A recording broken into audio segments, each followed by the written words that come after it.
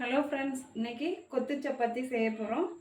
அதுக்கு நான் ஒரு 7 8 சப்பாத்தி வச்சுருக்கேன்.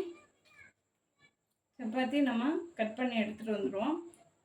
வெங்காயம், பெரிய வெங்காயம் 2 வச்சுருக்கேன். 2 பச்சை மிளகாய் வச்சுருக்கேன். ஒரு பெரிய சைஸு தக்காளி எடுத்துருக்கோம். கருவேப்பிலை எடுத்துருக்கோம். 4 முட்டை எடுத்துருக்கோம். நம்ம எந்த குழம்பு இருந்தாலும் எடுத்துக்கலாம். குருமாவா, கிரேவியா எது இருந்தாலும் எடுத்துக்கலாம். இப்போ நான் இறால் கிரேவி எடுத்துருக்கேன். இருக்கட்டும், நம்ம இதை கட் பண்ணி எடுத்துகிட்டு வந்துடுவோம். சப்பாத்தி கட் பண்ணி எடுத்துக்கிட்டோம். இந்த மாதிரி கட் பண்ணி எடுத்துக்கோங்க. 8 சப்பாத்திக்கு 4 முட்டை வச்சுருக்கேன். உங்களுக்கு எவ்வளோ முட்டை தேவையோ வச்சுக்கலாம். ஸ்டவ் ஆன் பண்ணிக்குவோம். கடாய் சூடாயிடுச்சு. 3 ஸ்பூன் எண்ணெய் ஊற்றிக்குவோம். எண்ணெய் சூடாகட்டும். சோம்பஞ்சார் போட்டுக்குவோம்.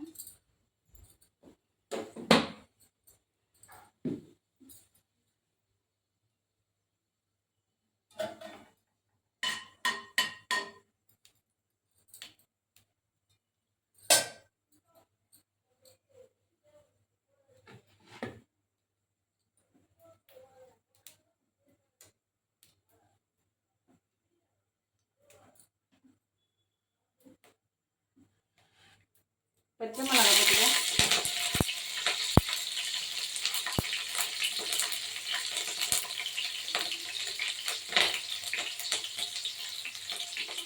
வெங்காயம் 2 போட்டுக்குவோம். தக்காளி கம்மியாகவே ஒரு தக்காளி வெட்டிக்கோங்க. நான் 2 பெரிய வெங்காயத்துக்கு ஒரு தக்காளி தான் எடுத்து வச்சுருக்கேன். புளிக்கும் உள்ளது. நம்ம ஏற்கனவே குருமா, குழம்பு அதெல்லாம் தக்காளி சேர்த்துப்போம். புளிக்கும், அதுவும் நம்ம போட்டுக்க போகிறோம். இப்போ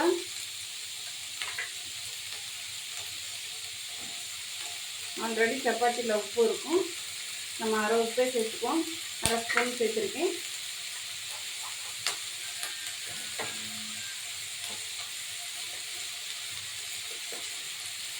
அரை ஸ்பூன் மஞ்சத்தூள் சேர்த்துருக்கேன்.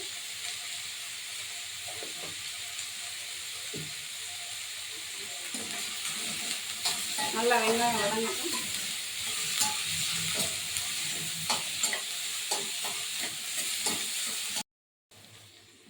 கருவேப்பிலை சேர்த்துப்போம். தக்காளியும் போட்டுக்கலாம்.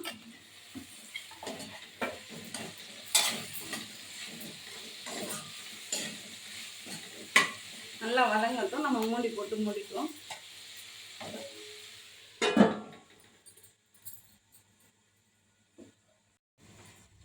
மூடி எடுத்துடும்.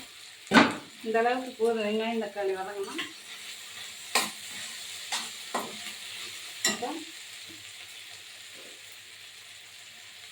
ஒரு 1/4 ஸ்பூன் சேர்த்துக்குவோம் கரம் மசாலா தூள்.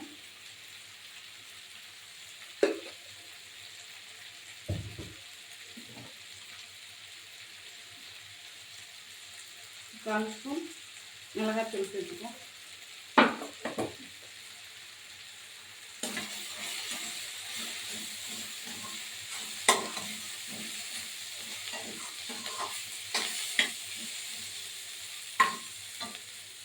இப்போ முட்டை உடச்சி ஊற்றிட்டோம்.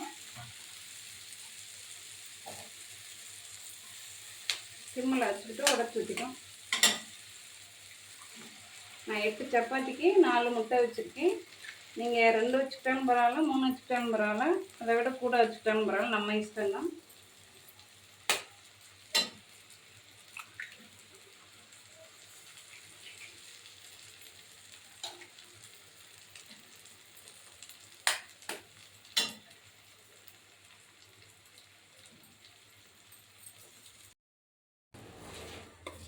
உடச்சி ஊற்றிக்கிட்டாச்சு. இப்போ எந்த குருமா இருந்தாலும், எது இருந்தாலும், கிரேவி இருந்தாலும் நம்ம போட்டுக்கலாம்.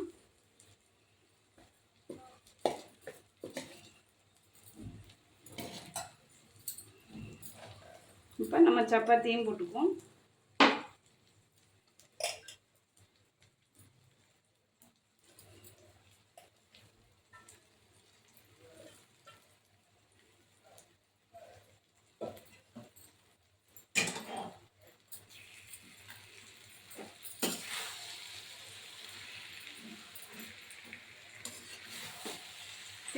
வச்சு கிண்டிக்கணும்.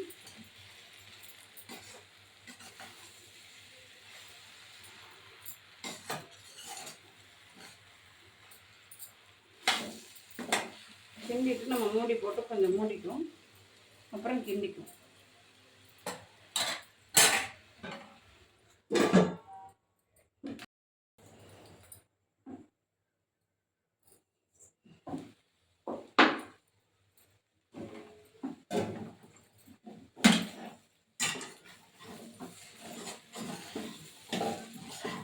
ரெடி ஆயிடுச்சு. நமக்கு மேலே கொத்தமல்லி தழை போட்டு நம்ம இறக்கிடுவோம். ரொம்ப டேஸ்ட்டாக இருக்கும். ஒரு தடவை செஞ்சு பாருங்கள் ஃப்ரெண்ட்ஸ். Thank you friends.